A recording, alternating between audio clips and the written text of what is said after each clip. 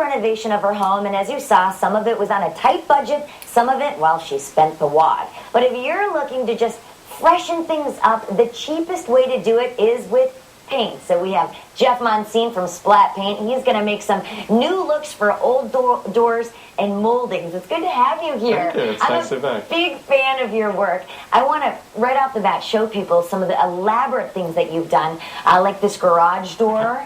You really went all out. That's not wood, that's paint. This was actually a flat paneled white garage door, and we put the recessed panels and even the molding that's across the top. That is just That's outstanding. I mean, it's stunning when you look at that. And then you've also done some other moldings around doors. You've made travertine look like it's actually, or you've made faux travertine look like it's real travertine. Right. It's really spectacular. Okay. I think we have a shot of that there too. That's paint.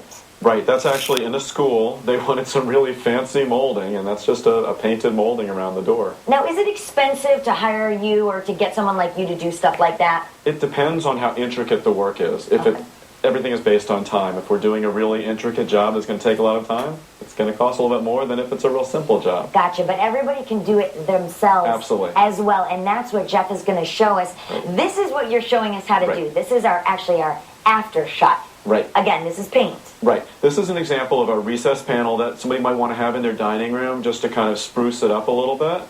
Instead of having, doing all the real wood molding, you can very easily, paint this. And it's really easy to do. You start with a board like this. Jeff is going to show us how to do it right now. So we want to make sure that the rectangle is a perfect rectangle. So we're going to measure out these corners first. So bust out that measuring tape. So you're going to go ahead and measure 3 inches. That's what we picked today from the side. Gotcha. Make a little line. Gotcha. And, well, actually, did I 3 do that inches from wrong? the top. Okay. Oh, look at that. So I jumped the gun a little bit. Okay.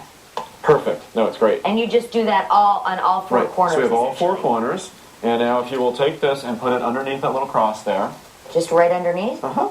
And push it, and that's it. All right, so we just need a little bit of tape then. And uh-oh, I messed it up already. No problem. Okay. Okay, so that would be the first step. And basically we're going to box the whole thing in and make it look like, what we're going to be getting ready to paint. So if you will help me turn this around, we'll show what it looks like. All right, we're doing a little switcheroozy here. Okay, very good. Gotcha. Okay, and when you're done taping it up, this is more or less what it's going to look like. You're going to have, this was that first one that we just did. Then you're going to do another one right on top of it, and then a third one. And let's take this one out. This part off. So we've made our full rectangle, as you just told us.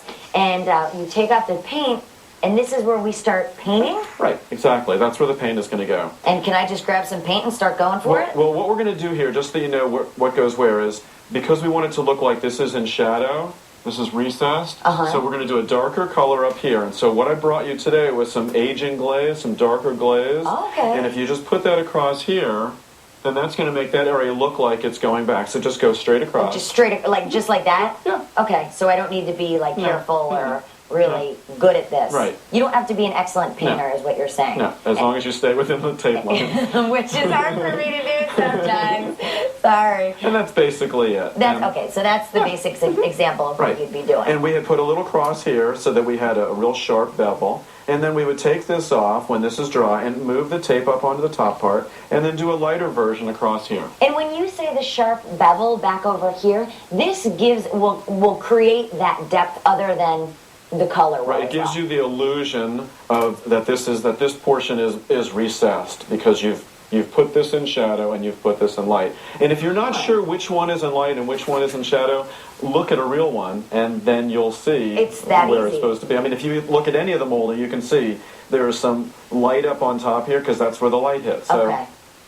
Jeff, this is easy. I could do this. A lot of our viewers could do this. And again, dark up here, light up here, and just get your rectangle. Right. Now, what we did also was the reason we did dark on the side and light on this side was because we assumed that the light was coming from a certain direction. Gotcha. So you do have to sort of think about where your light is coming from. If the light is coming from above and from this angle, then maybe this would be the light side and this is the dark side, but it's pretty easy. So you're going to put a little thought into it. A little bit of thought but then finally, that's what it's going to look like, and it really does look real. like It looks real. It looks like a big, gorgeous piece of molding. Yeah. Jeff Munson, thank you so My much. pleasure. It is a pleasure to have you here. Good. Absolutely. Jeff from Splat Paint again. And for more information on what we just did here, the step-by-step directions, hey, just go to daytimeonline.tv. Now, coming up, we'll check in with Dave in the kitchen. He's with Chef John making chili with a secret ingredient to make it very, very yummy.